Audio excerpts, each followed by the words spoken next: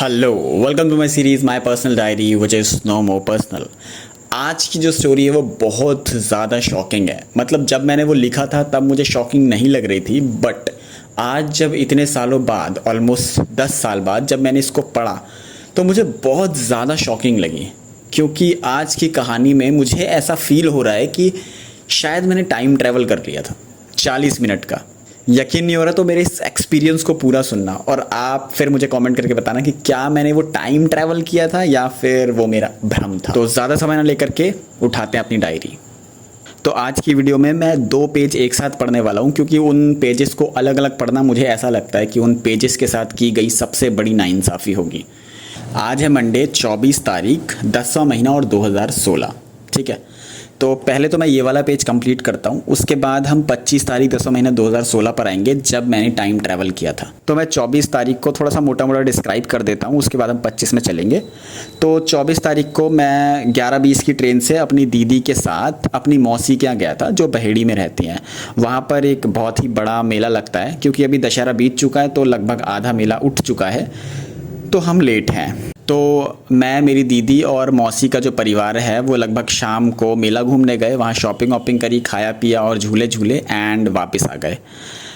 तो ये था 24 तारीख का दिन। अब 25 तारीख को क्या होता है वो जानते हैं, जब मैंने टाइम ट्रैवल किया था। सुबह 8:30 बजे का समय है। मैं सोकर उठा, हाथ मुँह धोकर नाश्ता किया, उसके बाद फिर से सो गया और 11:30 पर सोकर फिर से उठा।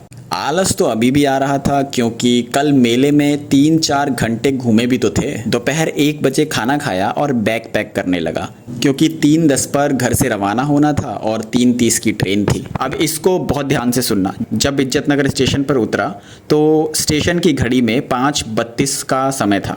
स्टेशन से घर पहुंचने में मुझे 40 मिनट लगता है एंड जब घर पहुंचा तो घर की घड़ी में 6:15 हो रहा था एंड 6:15 की मेरी मैथ्स की कोचिंग भी होती है, इसलिए मैंने तुरंत बैग वैग उठाया और कोचिंग की तरफ मैंने दौड़ लगा दी। जब मैं कोचिंग पहुंचा, क्योंकि मैं पहले से ही लेट था, तो वहाँ पर मुझे सर ने रोक लिया, जो नीरज शर्मा है, जो कि मैंने आपको बताया था हमारे पहले, शायद हम डे 1 में ही शायद आप लोग नीरज शर्मा से परिचित हो गए होंगे कि वो मेरा कैसे मुझे ताने मारते रहते हैं। तो मैथ्स टीचर नीरज शर्मा है, ठीक है। उन्होंने मुझे रोका, बोले अरे अरे कहाँ जा रहे हो। मैंने कहा कि अरे सर, क्या मैं ज़्यादा लेट हो गया हूँ क्या आज। तो मुझे सर ने अपने मोबाइल में टाइम दिखाया, उसमें 5:24 हो रहा था। मैं फर्स्ट ईयर के बैच में आ गया था। जब मैं घर लौटा तो पता चला कि घर की घड़ी में भी 5:30 हो रहा है। सोचने पर पता चला कि स्टेशन की घड़ी 1 घंटे आगे चल रही थी।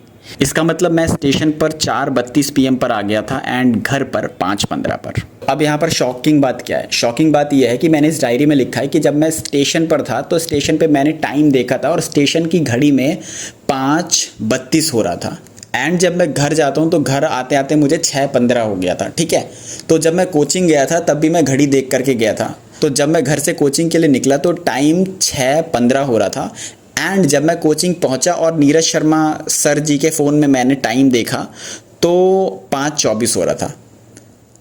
यानी कि मैं घर से कोचिंग के टाइम में मैंने टाइम में बैकवर्ड ट्रैवलिंग कर ली। डायरी में हालांकि मैंने कंक्लूजन निकाला है कि स्टेशन की घड़ी 1 घंटा लेट थी, पर आप सोचो क्या स्टेशन की घड़ी 1 घंटे लेट हो सकती है? वो एक सार्वजनिक घड़ी है ना। और वहाँ पर तो एक्यूरेट टाइम देखने के लिए कितने सारे कर्मचारी हैं और उसी टाइम के आधार पर वहाँ पर इतनी सारी कैलकुलेशंस और इतने सारे काम होते हैं। तो सोचो क्या स्टेशन की घड़ी 1 घंटे लेट हो सकती है? नहीं हो सकती। मुझे आज के टाइम में तो लगता है कि नहीं हो सकती, हालांकि उस टाइम पर मुझे लग रहा था कि शायद हो सकती है, पर मेरे हिसाब से स्टेशन की घड़ी तो लेट नहीं हो सकती। इट मीन्स हो ना हो, मैंने टाइम को बैकवर्ड ट्रैवलिंग किया, जो कि मुझे अभी थोड़ा सा हॉरिबल लग रहा है जब मैंने पढ़ा। आपको क्या लगता है कि क्या सच में स्टेशन की घड़ी लेट थी या फिर मैंने टाइम को बैकवर्ड ट्रैवल किया? कमेंट में बताना। मिलते हैं नेक्स्ट वीडियो में एक और पेज के साथ, तब तक के लिए